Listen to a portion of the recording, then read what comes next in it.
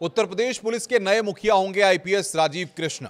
आपको बता दें कि प्रशांत कुमार, जो कि अब तक उत्तर प्रदेश पुलिस के डीजीपी के तौर पर जिम्मेदारी संभाले हुए थे, कार्यवाहक डीजीपी के तौर पर प्रशांत कुमार काम कर रहे थे और आज वो रिटायर हो गए हैं। ऐसे में अब आईपीएस राजीव कृष्ण को ये जिम्मेदारी दी गई है। आईपीएस राजीव कृष्ण पुलिस भर्ती बोर्ड की जिम्मेदारी निभा चुके हैं। जिस तरीके से तमाम जिम्मेदारियां एटीएस की भी वो निभा चुके हैं और उसके अलावा उत्तर प्रदेश के कई ज़िलों में पुलिस कप्तान और कई रेंज और जोन में भी वो कई आईजी और साथ की साथ साथ डीआईजी की जिम्मेदारी भी वो निभा चुके हैं।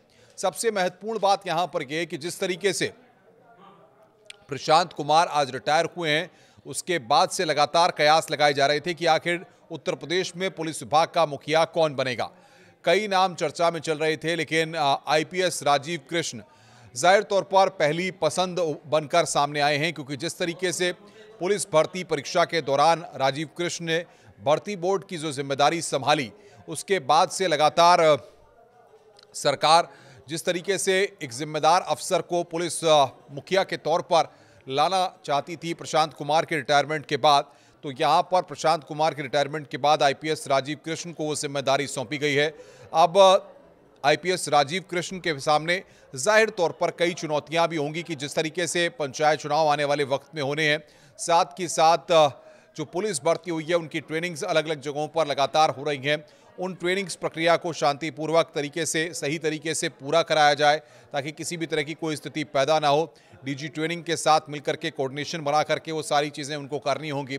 साथ ही साथ साथ एक महत्वपूर्ण बात यह है कि इससे पहले चाहे प्रशांत कुमार रहे हों या उससे पहले और जो डीजीपी रहे हों, वो सभी कार्यवाहक डीजीपी के तौर पर काम किया है। क्योंकि सबसे महत्वपूर्ण बात यहाँ पर यह है कि डीजीपी का जो सिलेक्शन प्रोसेस है उसको यहाँ पर समझना होगा कि बाकायदा 3 नामों का पैनल बना करके सेंट्रल को भेजा जाता है। केंद्र के वहाँ से फिर एक नाम पर मोहर लगती है, क्योंकि यहाँ से वो पैनल नहीं गया तो इसीलिए पूर्णकालिक यानी कि परमानेंट डीजीपी और कार्यवाहक डीजीपी यानी कि राजीव कृष्ण भी कार्यवाहक डीजीपी के तौर पर ही काम करेंगे। क्योंकि माना यह जा रहा है कि सरकार उत्तर प्रदेश में 6 सदस्यीय कोई टीम बना रही है जो डीजीपी की चयन प्रक्रिया को लेकर काम करेगी, लेकिन अभी तक क्योंकि उसको लेकर के टीम का गठन नहीं हुआ है, इसलिए कुछ भी कहना जल्दबाजी है। इधर कार्यवाहक डीजीपी को लेकर के अखिलेश यादव ने भी निशाना साधा है और अखिलेश यादव ने पोस्ट करके सरकार से कहा है कि कहने को डबल इंजन की सरकार है, लेकिन केंद्र और राज्य मिलकर के एक स्थायी डीजीपी नहीं दे पा रहे हैं। इसको लेकर अखिलेश यादव ने निशाना साधा है। लेकिन इतना साफ है कि आईपीएस राजीव कृष्ण को उत्तर प्रदेश पुलिस विभाग की जो कमान सौंपी गई है, उनके लिए आने वाले वक्त में कई चुनौतियां जाहिर तौर पर होंगी। और प्रशांत कुमार ने जिस तरीके से उत्तर प्रदेश पुलिस के मुखिया के तौर पर काम किया, क्योंकि तमाम जगहों पर वो रह चुके थे, प्रैक्टिकल अनुभव बहुत ज़्यादा प्रशांत कुमार के पास था, तो इन सब चीज़ों का फ़ायदा जाहिर तौर पर उत्तर प्रदेश पुलिस को मिला है। एक अनुभवी अफसर के तौर पर राजीव कृष्ण भी जाने जाते हैं।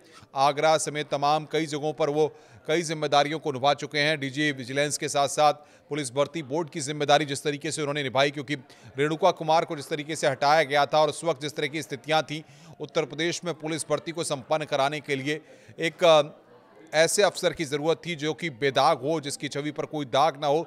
और राजीव कृष्ण के बारे में जाहिर तौर पर ये माना जाता है कि ईमानदार अफसर हैं, जिम्मेदारियों को बखूबी निभाते हैं। बड़े बड़े टास्क उनको जो दिए गए वो उन्होंने बखूबी यहाँ पर पूरे किए हैं। नमस्कार।